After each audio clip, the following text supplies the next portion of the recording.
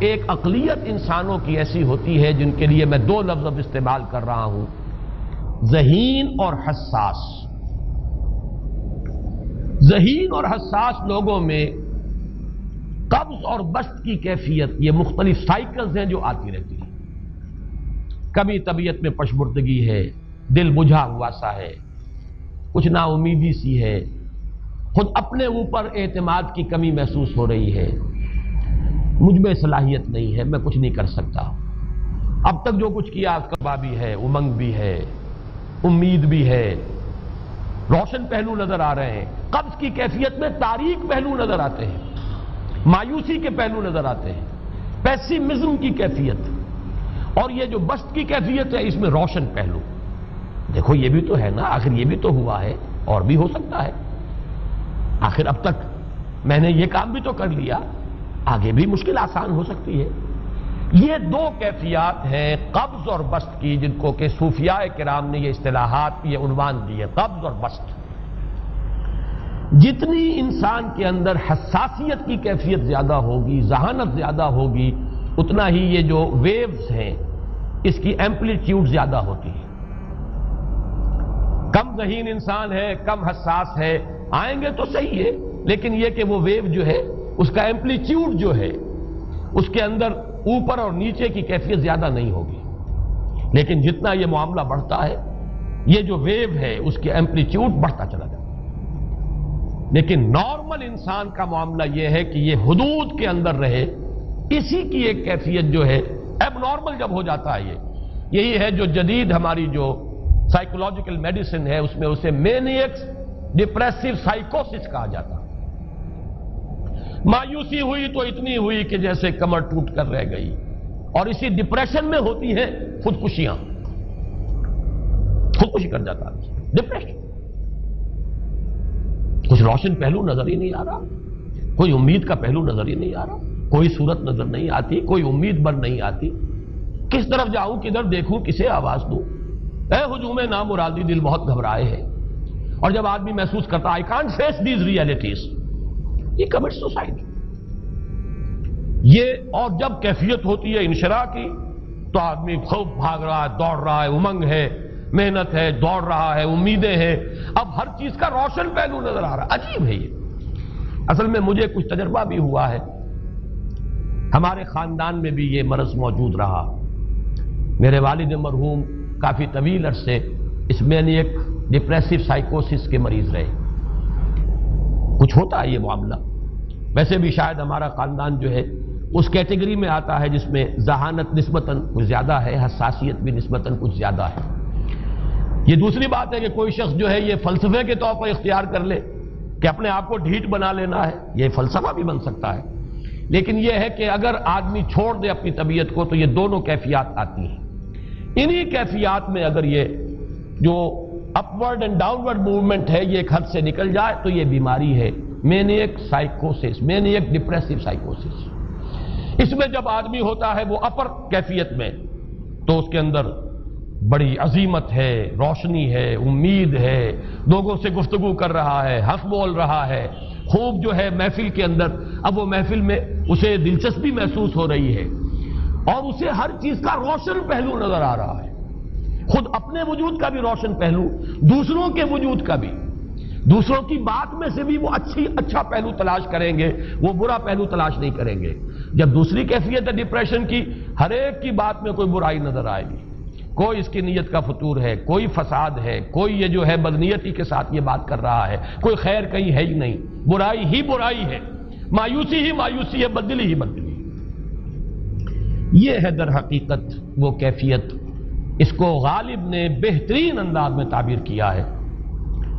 ذہین اور حساس انسانوں میں ان کی جو ترقی ہے وہ انہی مراحل سے ہو کر گزرتی ہے، اور ہر ڈپریشن کے بعد، ڈپریشن میں اس سینس میں استعمال نہیں کر رہا یعنی بیماری کی حد تک پہنچنے والی ڈپریشن نہیں، صرف قبض کی حد تک پہنچنے والا معاملہ۔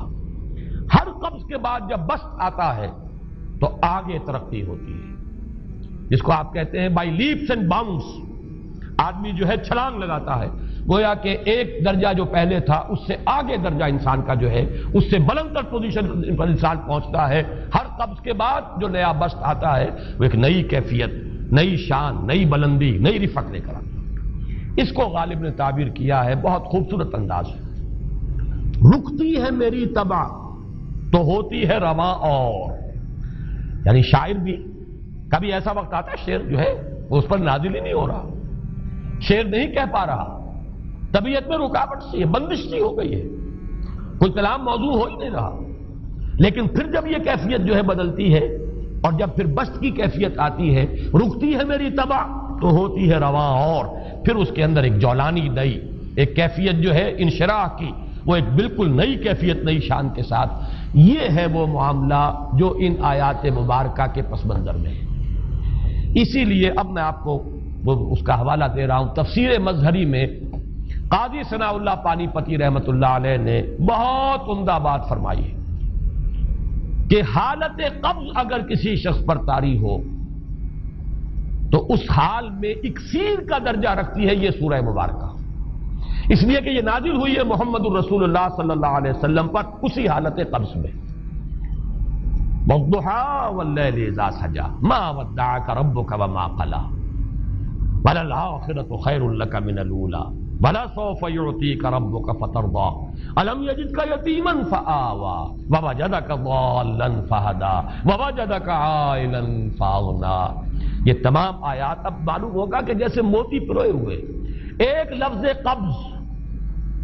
اب اس میں جو بھی واقعاتی اور جو میں نے آپ کو روایاتی جو بھی پس منظر بیان کیا وہ بھی فٹ بیٹھ رہا ہے.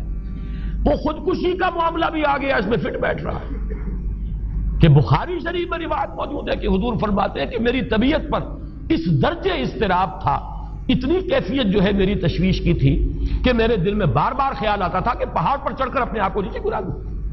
یہ سارے معاملات اب آپ کو محسوس ہوگا جیسے تمام کڑیاں جو ہے وہ جڑ گئی، جیسے رات کو اب آپ اٹھ نہیں پا رہے، اضمحلال ہے، اعصابی جو ہے اعصاب اس درجے متاثر ہو چکے ہیں. صرف یہ ایک احساسات کی کیفیت نہیں ہے، آپ کی قوت فعلی جو ہے، قوت عملی، وہ بھی اس درجے متاثر ہو چکی ہے کہ کئی راتیں گزر گئی اور آپ رات کو نہیں اٹھ سکے، جس پر کہ ام جمیل کو یہ کہنے کا موقع مل گیا کہ معلوم ہوتا ہے محمد تمہارا شیطان تمہیں چھوڑ گیا.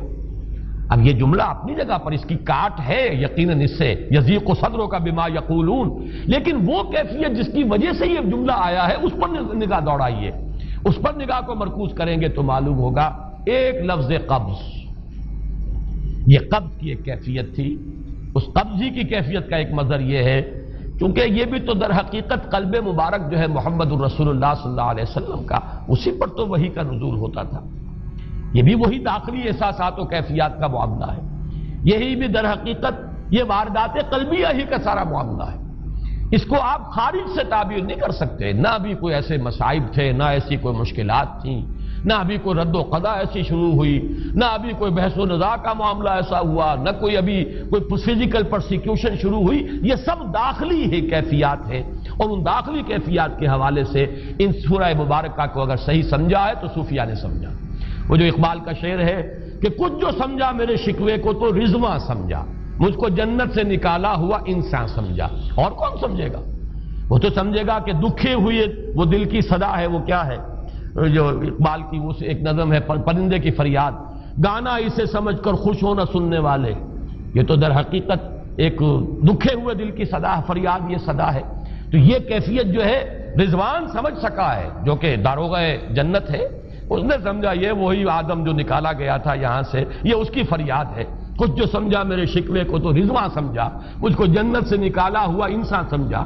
تو واقعہ یہ ہے کہ اس سورہ مبارکہ کا صحیح فہم اگر حاصل ہوا ہے وہ امام راضی کو حاصل ہو ہی نہیں سکتا.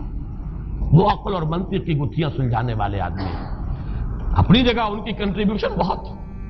یہ لغت اور ادب کا کوئی خاص مسئلہ اس میں ہے ہی نہیں کہ زمخشری اس میں کوئی جولانی دکھائیں اپنی، اس میں کوئی ایسا اشکال ہے ہی نہیں، نحوی اشکال ہی نہیں. لیکن یہ واردات قلبیہ کا معاملہ ہے، احساسات باطنی کا معاملہ ہے، یہ نفسیات انسانی کا معاملہ ہے. اور اس کو وہی سمجھ سکتے ہیں کہ جو ماہرین علم نفس ہیں، اور وہ ہیں صوفیاء کرام ہمارے ہاں، جن کا وہ ذوق ہے باطنی کیفیات و احساسات، جن کا موضوع ہے کہ یہ در حقیقت حالت قبض کی کیفیت ہے.